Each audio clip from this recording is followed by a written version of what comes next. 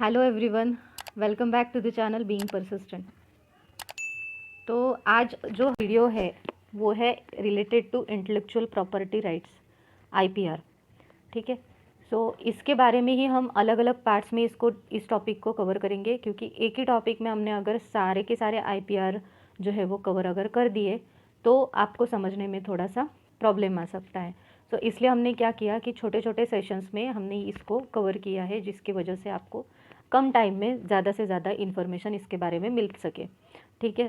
So basically हम पहले तो है, अगर चैनल पे आप नए हो तो ज़रूर लाइक कीजिए, सब्सक्राइब कीजिए एंड ज़रूर दोस्तों के साथ शेयर कीजिए, ताकि इसी तरह के अलग अलग इन्फॉर्मेटिव या कॉमर्स या रिसर्च रिलेटेड वीडियोज़ की नोटिफिकेशन आपको और आपके दोस्तों को मिलती रहेगी। सो बेसिकली सबसे पहले तो इंटेलेक्चुअल प्रॉपर्टी राइट्स, इसका मतलब क्या होता है ये हम देखेंगे। उसके बाद कि इसका ऑब्जेक्टिव्स क्या है, इम्पोर्टेंस क्या है एंड कहाँ से इसकी शुरुआत हुई, इसकी थोड़ा सा बैकग्राउंड नॉलेज यानी कि हिस्ट्री के बारे में हम आप आज के वीडियो में जानने वाले हैं। ठीक है। सो देखिए, शुरुआत करने से पहले हमें ये जानना ज़रूरी है कि अभी जो टेक्निकल डेवलपमेंट्स हो रही है, टेक्नोलॉजिकल एडवांसमेंट्स हो रही है, तो इसके पीछे जो है मोटिवेशन, तो वो है क्रिएटिविटी एंड कुछ इनोवेटिव करना। ठीक है, नया कुछ इनोवेट करना। तो इनोवेशंस तो हो रहे हैं नो डाउट, बट उस इनोवेशन को कहीं ना कहीं रजिस्टर्ड करना, ऑथराइज्ड करना, ताकि उसका कोई भी पर्सन कॉपी ना कर सके, उसका मिसयूज़ ना कर सके। ये चीज़ें आज बहुत ज़रूरी है, क्योंकि साइबर क्राइम के जो भी इंसिडेंट्स हैं तो वो आज बढ़ रहे हैं। ठीक है। सो इससे हमें बचने के लिए क्या करना होगा कि हमारे जो जो इनोवेशंस है, जो जो अलग हम क्रिएट कर रहे हैं, तो उसको गवर्नमेंट अथॉरिटी के साथ पेटेंट के थ्रू या कॉपीराइट के थ्रू या फिर अलग अलग मतलब ट्रेडमार्क के थ्रू आपको उसको ऑथराइज करवा के ही लेना है, ये ज़रूरी है। तो इसी के बारे में हम जानने वाले हैं। ठीक है। सो देखते हैं इंटेलेक्चुअल प्रॉपर्टी राइट्स, इसके बारे में आपको बेसिक इन्फॉर्मेशन पता चली होगी कि अलग अलग तरह के इंटेलेक्चुअल प्रॉपर्टी राइट्स होते हैं। इंटेलेक्चुअल का मतलब कुछ नया, जो किसी इंडिविजुअल ने क्या किया है अपने इंटेलेक्ट के थ्रू या अपना जो भी नॉलेज है उस पर्टिकुलर चीज़ के बारे में, तो उसके थ्रू उसने उस चीज़ को एग्जिस्टेंस में लाया है या उसको इनोवेट किया है, तो इसको हम बोलते हैं इंटेलेक्चुअल प्रॉपर्टी। यानी कि जो भी आपने इनोवेशन किया है, जो चीज़ आपने एग्जिस्टेंस में लाई है, जो सोसाइटी को बेनिफिशियल हो सकती है फ्यूचर में, तो उसको हम बोलते हैं प्रॉपर्टी।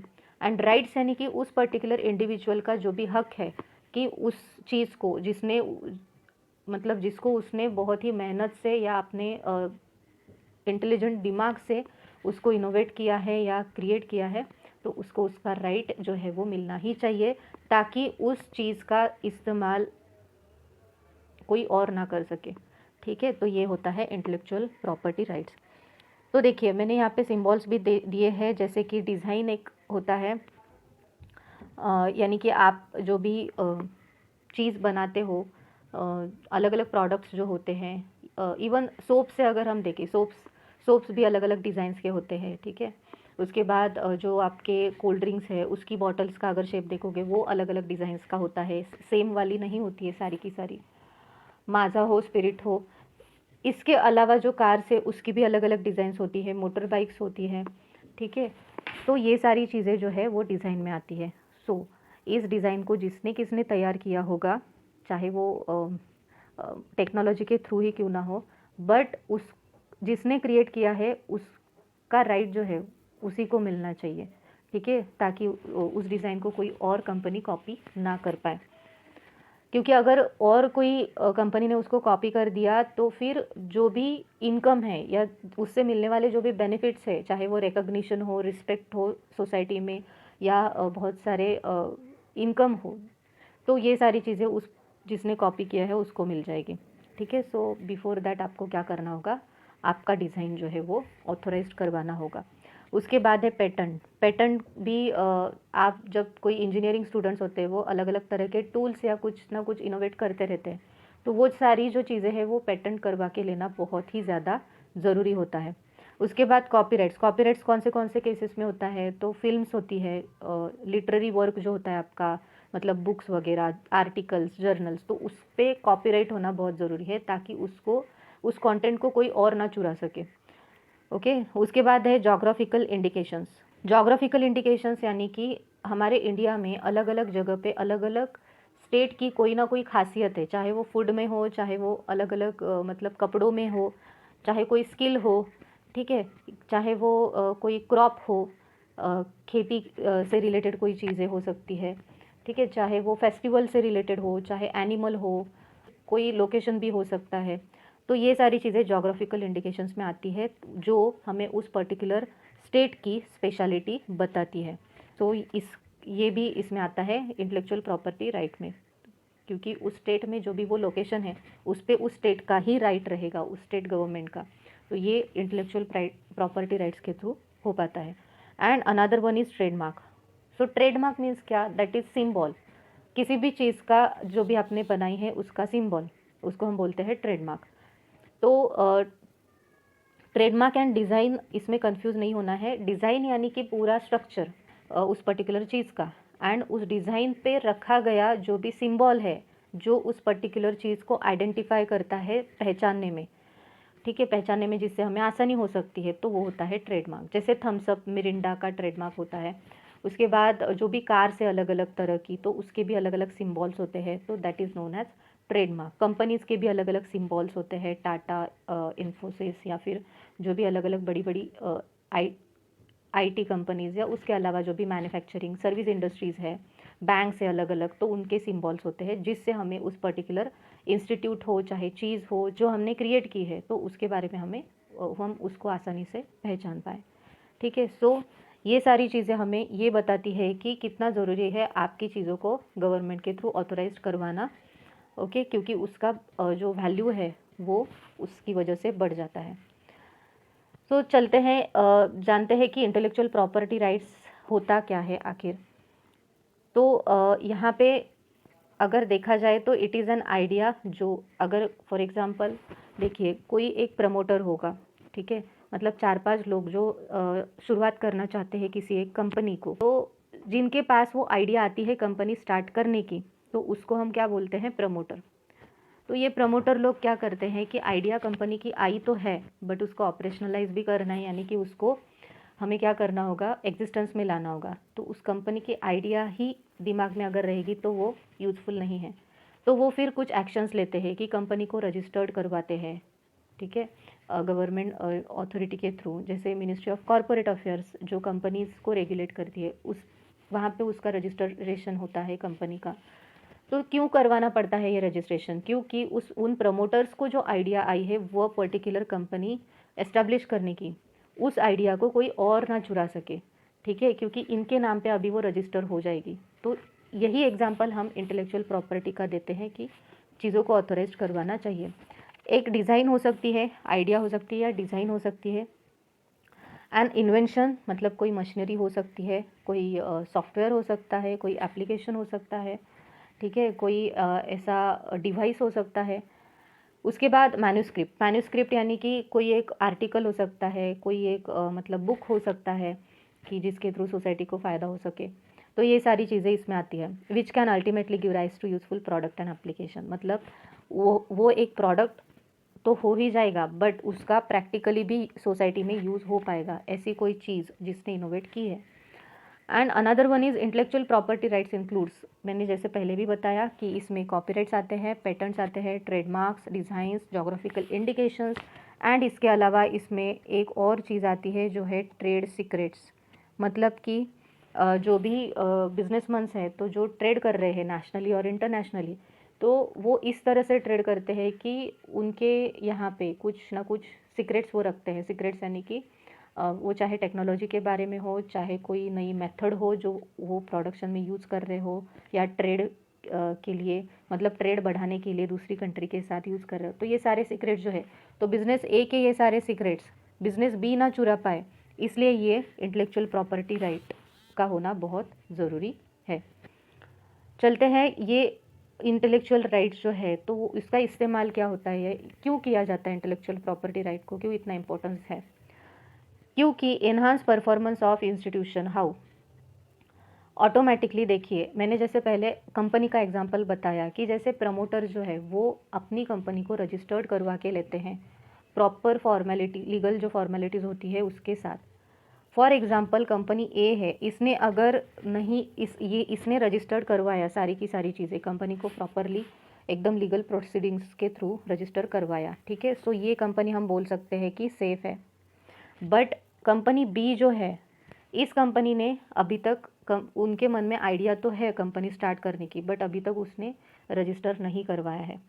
तो यहाँ पे हो क्या सकता है कि अभी ये सेफ कंपनी हो चुकी है, ये अपने ऑपरेशन स्टार्ट कर सकती है, ठीक है, और इसको फ्यूचर में भी कोई प्रॉब्लम्स नहीं आ सकती है, मतलब ये कोई लीगल डिस्प्यूट्स में नहीं इन्वॉल्व हो सकती है, मतलब गवर्नमेंट का इंटरवेंशन इतना ज़्यादा यहाँ पे नहीं रहेगा कि क्यों आपने रजिस्टर नहीं करवाया, ऐसे कैसे कंपनी चला रहे हो वगैरह वगैरह, ठीक है, तो this is safe. But in case of B, अभी बी के साथ क्या क्या हो सकता है, मतलब बी कंपनी स्टार्ट करने वाले जो प्रमोटर्स थे उनके मन में आइडिया तो आया था, बट वो आइडिया उन्होंने क्या किया कि किसी बोलते बोलते किसी और के पास उन्होंने शेयर कर दिया। तो जिसके पास शेयर किया है तो वो इस आइडिया को इम्प्लीमेंट कर सकता है, यानी कि हुआ उन प्रमोटर्स का लॉस यहाँ पे। दूसरी बात, अगर उन्होंने यहाँ पे आइडिया आया तो है, कंपनी स्टार्ट करने का सोचा भी है और उसकी जो है प्रोसेस भी वो कर रहे हैं, बट अभी तक एक्चुअल एग्जिस्टेंस में वो कंपनी नहीं आई है या रजिस्ट्रेशन प्रॉपरली नहीं हो पाया है, तो क्या होगा यहाँ पे कि और फिर भी उन्होंने अपने ऑपरेशंस थोड़े बहुत स्टार्ट किए हैं, तो ये इलीगल माना जाता है, ठीक है, क्योंकि गवर्नमेंट का यहाँ पे बहुत ज़्यादा इंटरवेंशन आगे आपको फेस करना पड़ सकता है और आपकी कंपनी जो है वो डिस्प्यूट्स में उलझ सकती है। तो यहाँ पे अल्टीमेटली कंपनी का जो भी परफॉर्मेंस है उस पर क्या होगा, निगेटिव इफेक्ट पड़ेगा। तो इसलिए हमने यहाँ पे बोला है कि इन्हांसेस परफॉर्मेंस ऑफ इंस्टीट्यूशन, क्योंकि गवर्नमेंट का जितना आपको ज़्यादा अप्रूवल, जितना उनका ऑथराइजेशन रहेगा, उतनी ज़्यादा आपकी कंपनी ज़्यादा से ज़्यादा अच्छा परफॉर्मेंस कर पाएगी for long time. Gives recognition and financial benefits, yes obviously यहाँ पे क्या होगा कि आपकी कंपनी को एक पहचान मिलेगी क्योंकि आपकी कंपनी रजिस्टर्ड है, ठीक है। इसके अलावा कंपनीज़ को अलग अलग जो स्टॉक एक्सचेंजेस हैं तो वहाँ पे भी रजिस्टर होना पड़ता है, ठीक है, लिस्ट होना पड़ता है, तो ऑटोमेटिकली आपकी रिकग्निशन बढ़ी कंपनी की, और उसकी वजह से, रिकग्निशन की वजह से, तो यहाँ पे आपको रिकग्निशन तो मिलेगा। एंड आपकी कंपनी अगर लिस्ट है स्टॉक एक्सचेंज पे तो ज़्यादा से ज़्यादा इन्वेस्टर जो है वो भी आपकी कंपनी में इन्वेस्ट करेंगे। फाइनेंशियल बेनिफिट्स भी मिलेंगे, मैंने अभी यहाँ पे कंपनी का ही एग्जांपल लिया है ताकि आप इस यहाँ पे इस ऑब्जेक्टिव्स के साथ उसको रिलेट कर पाओ। फाइनेंशियल बेनिफिट्स भी मिलने वाले हैं ज़्यादा से ज़्यादा, जैसे मैंने अभी कहा, इन्वेस्टर ज़्यादा से ज़्यादा आपकी कंपनी के तरफ अट्रैक्ट होंगे और वो वहाँ पे ज़्यादा से ज़्यादा इन्वेस्ट करेंगे, आपको बहुत ज़्यादा फाइनेंस की हेल्प होगी, कैपिटल मिलेगा, ठीक है। टू क्रिएटिव एफर्ट्स, अगर आप कोई मशीनरी या कोई टूल या कोई सॉफ्टवेयर या एप्लीकेशन का भी एग्जांपल यहाँ पे लोगे तो भी आपको ये पता चलेगा कि आपको उसकी वजह से एक पहचान मिलेगी, रिकग्निशन मिलेगा, गवर्नमेंट से भी आपको कुछ अवार्ड रिवॉर्ड मिल सकता है और जिसके थ्रू आपको फाइनेंशियल बेनिफिट्स भी मिलने वाले हैं। Next is creates competition among the researchers and institutions for quality of research. ये जो चीज़ें हैं, रिसर्चर और इंस्टीट्यूशंस जो इस पे काम कर रहे हैं, तो कंपटीशन इस पे हो सकती है कि इस रिसर्चर ने ये चीज़ बनाई है तो मैं भी हम भी करते हैं, ठीक है। तो कंपटीशन जो है वो होना भी चाहिए।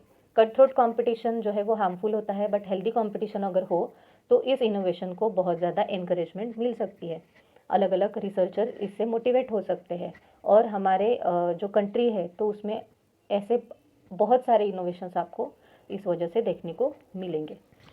To have return on investment in research, yes, आपने जो भी रिसर्च किया है, रिसर्च के थ्रू इनोवेट किया है, तो उस पर आपको डेफिनेटली रिटर्न्स मिलेंगे ही मिलेंगे। अगर कोई एक पर्टिकुलर ऑथर एक बुक लिखता है तो वो लिखता है, वो उसका क्रिएटिव वर्क है, तो उसको कॉपीराइट्स के थ्रू आप ऑथोराइज करते हो, जिसकी वजह से कोई और उस कंटेंट को कॉपी ना कर पाए, बट उसको till 60 years of his age उसको क्या मिलने वाला है, रॉयल्टी मिलने वाली है, ठीक है, मतलब इनकम और रिटर्न्स उसको मिलने वाले हैं जो भी उसने अपना इंटेलेक्चुअल इन्वेस्टमेंट किया है उस बुक में, उसके लिए। To fasten the technology transfer through licensing and other means, technology transfer भी आप यहाँ पे कर सकते हो, मतलब लाइसेंस प्रोवाइड करके, ठीक है। And last one is benefits to society as well. Obviously अगर आप कोई भी क्रिएटिव वर्क कर रहे हो तो आप सोसाइटी को कुछ ना कुछ कंट्रीब्यूट कर रहे हो, जिसकी वजह से सोसाइटी को बहुत ज़्यादा फ़ायदे मिलने वाले हैं, ठीक है। सो अगर आप एग्जांपल लोगे, बहुत सारे इनोवेशंस हुए हैं, ठीक है। तो इसका आपको क्या करना है, सिंपली कि ऑथोराइजेशन करवा के लेना है। अभी देखते हैं कि जो इंटेलेक्चुअल प्रॉपर्टी राइट्स की कॉन्सेप्ट है वो कहाँ से शुरू हुई थी। पेटेंट पे फर्स्ट लॉ आया था विनाइस में इन 1474 में, तो यहाँ से शुरुआत हुआ था इंटेलेक्चुअल प्रॉपर्टी राइट्स की कॉन्सेप्ट को। अलग अलग रूल्स भी बनाए गए, जैसे पेटेंट एक्ट है 1970 का, जिसको अमेंड मतलब चेंज किया, अपडेट किया गया 1999 एंड 2002 में। इन्फोर्समेंट जो है, मतलब जो अमेंडेड एक्ट है उसको इम्प्लीमेंट कब किया गया, कौन से ईयर में, तो मई 20, 2003 ये जो था इसको इन्फोर्स किया गया। न्यू डिज़ाइन एक्ट जो है वो है 2000, अर्लियर जो पहले वाला था वो था 1911 पुराना वाला।